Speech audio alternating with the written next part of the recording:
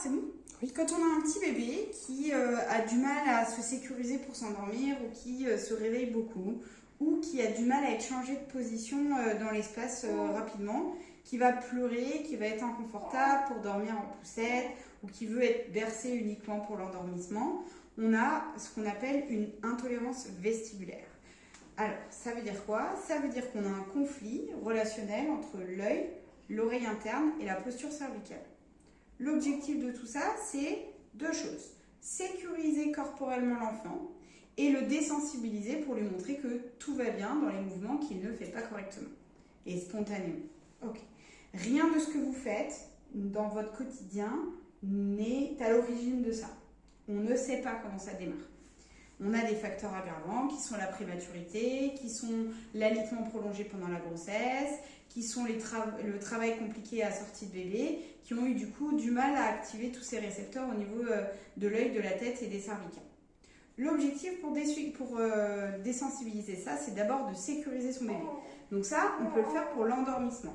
Déjà, c'est des bébés qui vont en général préférer être posés plutôt sur le côté que directement sur le dos. Sinon, on a tendance à déclencher le fameux réflexe de Moro. Ensuite,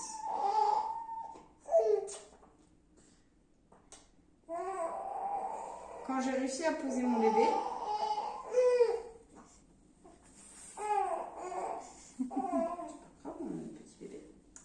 quand j'ai réussi à sécuriser mon enfant et à le poser, ok, quelque part, dans son lit, dans son cododo, ok, je vais rester en contact avec lui et je vais passer mes mains partout autour de lui pour dire en gros, tout va bien, ton corps est là, tes capteurs de peau sont sécurisés. Je peux bercer mon petit lapin. Hop, ça peut être le bercer comme ça peut être le bercer comme ça. Si vraiment, quand à peine j'ai lâché une main, déjà ça pleure, déjà on n'est pas confortable, on peut mettre une petite bouillotte sèche, pas forcément chauffée, pour contenir en fait, et lui dire tout va bien, tu as une contenance autour de son corps. L'enfant s'est endormi, on l'a posé délicatement sur le dos, il dort, ok. Au réveil, l'idée, enfin pas forcément au réveil, mais en temps d'éveil, l'idée pour sécuriser ça, c'est de venir masser. Et c'est un massage qui doit être profond.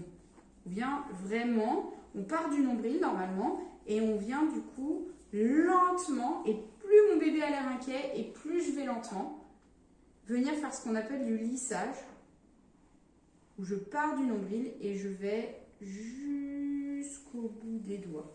En gros, je dis à mon bébé, tu connais les limites corporelles de ton corps. Tout va bien. Et vous voyez, j'ai toujours une main sur le nombril pour lui redonner cette espèce d'axe de centrage. Je vais vouloir stimuler les capteurs articulaires. Pour ça, je vais faire des compressions. Je vais venir rapprocher sur chaque articulation des membres, lentement. Le genou, le pied, etc. Ça a l'air long, hein, mais mis bout à bout, c'est rapide en fait. Okay. J'y vais doucement. C'est des bébés qui ont besoin qu'on aille dans la lenteur. Parce qu'en fait, c'est des bébés qui vont être vite agressés quand on vient les asticoter un peu dans tous les sens. Ça, c'est pour la partie, je rassure mon bébé. Pour le désensibiliser au niveau vestibulaire, je lui ramène ses petits bras, si c'est trop inconfortable de le faire autrement. Je peux même ramener les pieds quand ils sont plus petits. Et je vais venir le regarder, on se parle, et hop, je vais venir tourner mon bébé lentement. Donc au début, je vais très lentement. Et si mon bébé il a l'air d'être confortable, en gros il s'en fiche, eh ben il faut que ça soit géré. Et tout va bien, et tout va bien. Et on fait 5-6 fois. Quand on s'arrête, on vérifie que son bébé a l'air content. Si son bébé n'avait pas l'air content, ça veut dire que ça, c'est à travailler vraiment. Et dans ce cas, quand on reprend, quelques heures, quelques moments plus tard, on va refaire ces mouvements doucement. On fait un aller-retour, on arrête, on regarde son bébé dans les yeux et on dit « Bon, ça va, ça a l'air d'aller ».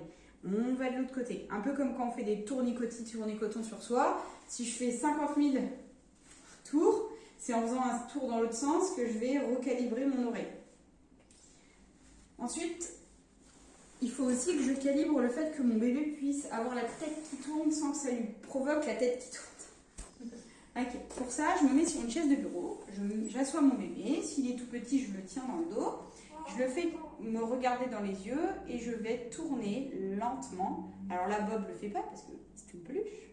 Mais normalement, votre bébé, il va garder son regard fixé dans le vôtre. Hop. Et vous allez tourner doucement son corps.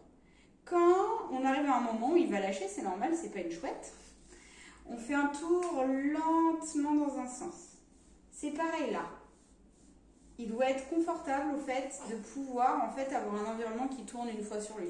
Si ça c'est pas confortable, on est reparti dans l'autre sens, pas trop rapidement, on le resécurise. S'il pleure, on le prend dans les bras, on lui dit tout va bien, ça va bien se passer. Ça c'est du coup pour les mouvements de rotation. Et enfin, il y a les mouvements avant-arrière.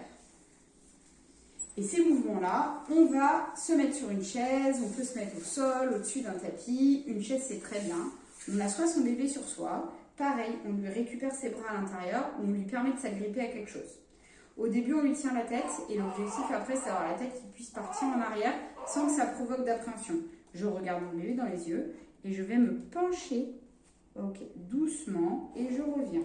Et je me penche et je reviens. Normalement, votre bébé n'est pas censé se mettre à pleurer ou avoir l'air inconfortable quand vous faites ça.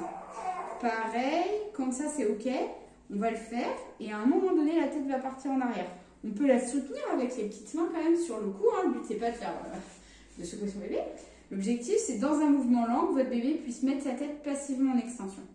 Le but de ce truc-là, c'est d'avoir une sécurisation corporelle de position de corps. Ce qui fait que la nuit, en inconscient, je ne me réveille pas en sursaut parce que d'un coup, j'ai perdu tous mes repères corporels.